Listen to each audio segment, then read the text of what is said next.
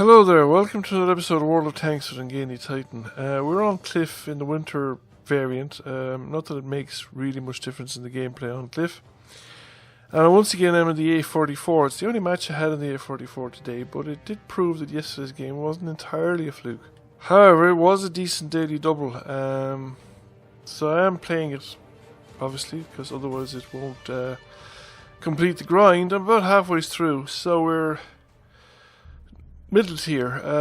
There's a good few tier 8s, not a lot of tier 6s, but there's a reasonable handful of tier 7s as well. And it's a team destruction game, which is not going to be, could be unpredictable. The whole team could go one way or another. Very hard to say in the beginning how a team destruction game would go on a map like Cliff. What I've decided is that given the tanks that are on the opposition team, that it is worth the risk of coming down here to the gap and actually going up onto the cliffs. Get some early spotting in. That it's a good location to spot from, and this is a low enough profile tank that I should be able to get in and out before anyone realises sort of that I'm here. So we come around the corner, we spot somebody, and then we head back towards our own side of the map while the spot is still on me, so that I turn around after the spot is leaving. So hopefully I should be able to make the corner without anyone expecting me to be there. When I get to the corner, I actually spot quite a few enemy tanks, and we snap off a shot, which might not have been the smartest thing to do.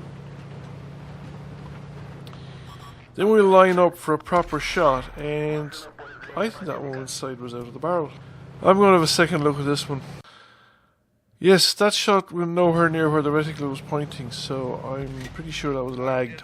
However, there are two tanks coming after me, and I don't want to fight two tanks together in the open. But then I make a driver error. Cost me a bit, alright. That Fury's firing high explosives. I was fortunate there. If he was firing armor piercing, he'd have done a lot more damage.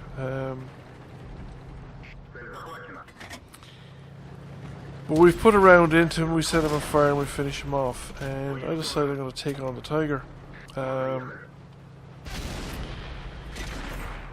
Took that hit directly because I had to come through the gap. I'd probably have, I'd not be better off maybe waiting around the rock for the fully reload, but I didn't do it.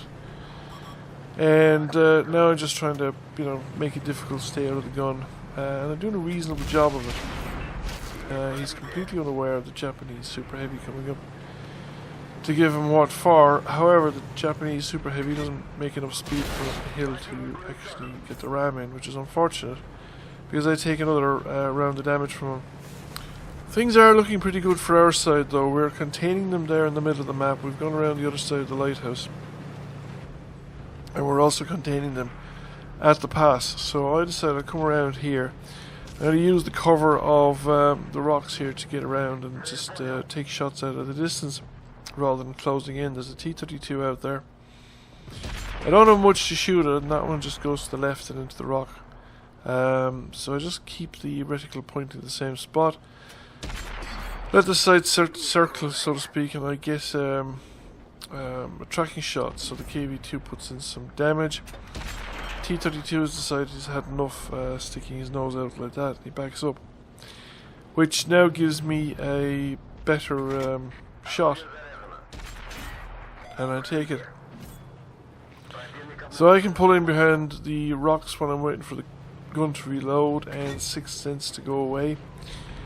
So when I back out again, I won't be visible to the T-32.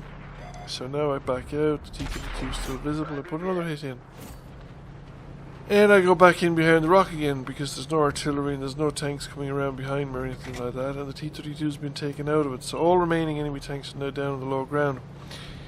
So the enemy team's pretty much finished. There's no real getting away with this. We've managed to clear the corner to my left. So there's only 3 tanks remaining. 2 of them are off to my right, and one of them is at the edge of the base, the Yak Panther 2. So I come in, now this is where you see the difficulties with this tank, because as I go in, the ground elevates towards the edge of the cliff. And when it does that, it pulls my gun barrel out of alignment, and I can't actually get the shot off of the Yak Panther 2. I can have to pull back a considerable amount from the cliff edge to get the shot off, and as you can see, it's going right and bouncing. We now have only 2 enemy tanks remaining, but it's unlikely I'm going to get to engage them before they're finished off. In fact, one of them is gone, the other one is gone, and that's it, game over. With 12 damaging ribbons, which I think is something on the order of magnitude of what I had yesterday with the Ace Tanker game. However, that was against higher tier tanks, and most of the damaging ribbons are a result of full value penetrating shots, whereas this time there's a lot of, there's a couple of them from fire increments and tanks that were on their last legs, so they had very low damage values remaining for those particular shots.